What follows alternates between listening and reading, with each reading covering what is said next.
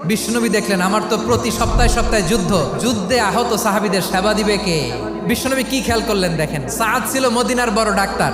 এই নারী সাহাবী রুফাইদা বাবার কাছ থেকে চিকিৎসা বিদ্যা শিখেছেন। বিশ্বনবী রুফাইদাকে বললেন, রুফাইদা তুমি মসজিদে নববীর পাশে একটা মেডিকেল ক্যাম্প করো। বিশ্বনবীর ডিরেকশন অনুযায়ী তিনি মসজিদে নববীর পাশে একটা মেডিকেল ক্যাম্প করলেন এবং আহত সাহাবাদের চিকিৎসা উনি ওনার টিম নিয়ে দিতেন। বিশ্বনবীর পরামর্শে উনি আনসারি এবং মুহাজির মহিলা সাহাবীদেরকে নিয়ে একটা স্পেশাল মেডিকেল টিম গঠন করলেন। খায়বার যুদ্ধে 7ম হিজরিতে যখন বিশ্বনবী যায়, উনি ওনার টিম নিয়ে আসলেন, বললেন, ইয়া রাসূলুল্লাহ, আমরা তো তলোয়ার চালাতে পারি না, আমরা তো তীর মারতে পারি না, আপনি যদি অনুমতি দেন খায়বার অভিযানে আমি আমার টিম নিয়ে মেডিকেল টিমের সেবাটা সার্ভিসটা দিতে চাই। পড়েন সুবহানাল্লাহ।